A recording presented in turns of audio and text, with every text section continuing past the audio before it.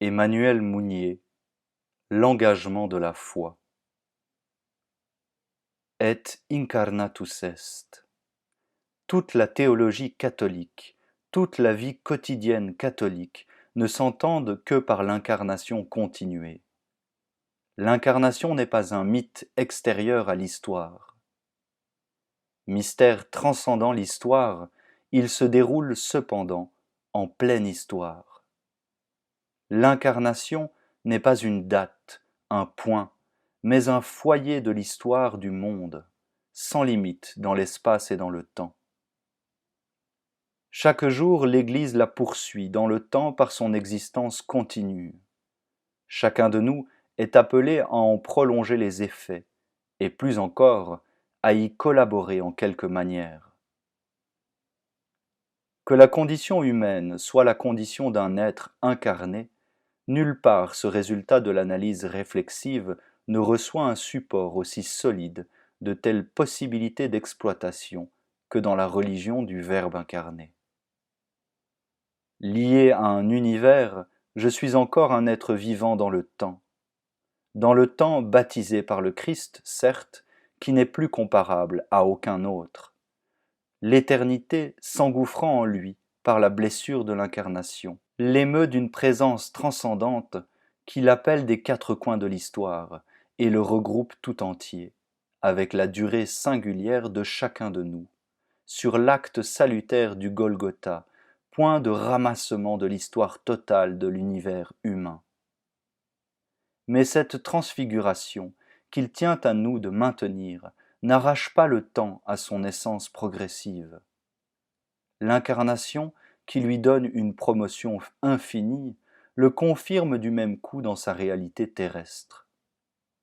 Des sectes se sont senties impatientes de cette chair de durée, comme d'autres, souvent les mêmes, impatientes de servitude corporelle.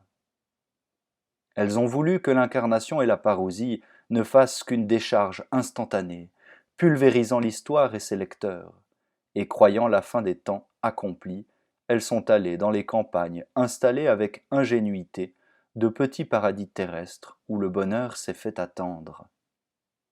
D'autres n'ont pas oublié la condition habituelle de l'homme, mais ont voulu que ses rapports avec la divinité ne se fissent de temps à autre que dans cette instantanéité orgueilleuse, par illumination violente et infaillible.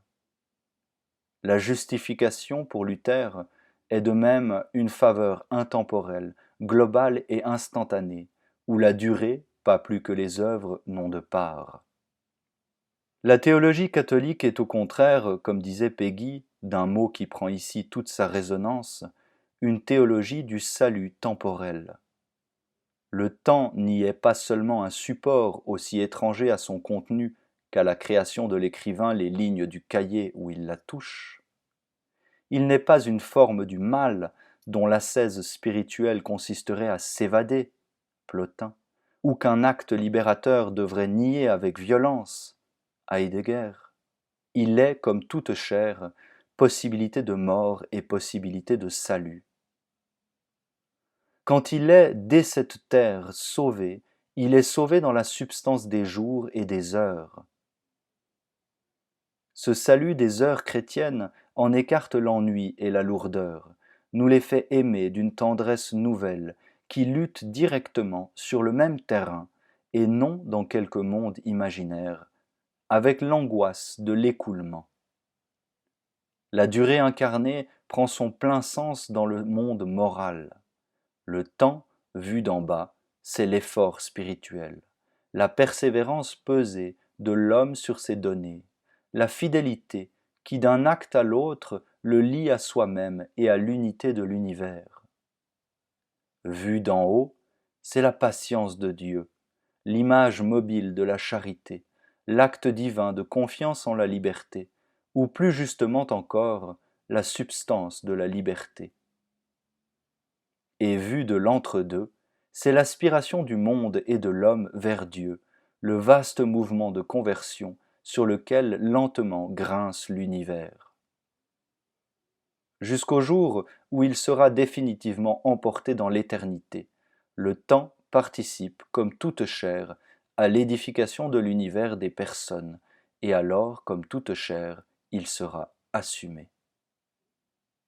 D'ici là, ses servitudes m'engagent aussi bien que ses promesses.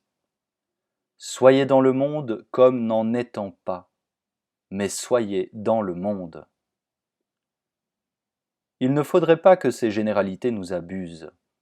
Quand nous disions que l'éthique catholique nous attache inéluctablement à l'univers et au temps, ce n'est pas vers des abstractions qu'elle nous tourne, c'est vers ce canton d'univers dont j'ai reçu mon sang, ma langue, mes parents, ma condition, vers cette époque qui m'a façonné, vers cette date même où le monde ayant tourné, rien ne se pose tout à fait comme 2 ans, comme un jour auparavant. Ad sum, je suis présent. L'éthique de l'incarnation ne me ramène pas à ces données pour m'y fixer comme à une fin, ou au sens dernier de ma vie. Et en cela, elle est à 100 lieues, malgré des interférences de langage, de racisme, nationalisme, provincialisme, esprit de classe, de tribu ou de clocher. Elle m'y ramène, pour ainsi dire, à reculons, comme à un point de départ, à une base de ravitaillement et de rafraîchissement, hors du contact de laquelle je m'égarais en pays hostile. Elle m'y ramène dans le mouvement général de l'incarnation. Dieu a accepté pour nous sauver de revêtir ce corps singulier de cette espèce particulière, créée par lui, parmi les légions d'êtres spirituels existants et possibles, dans ce canton de Judée.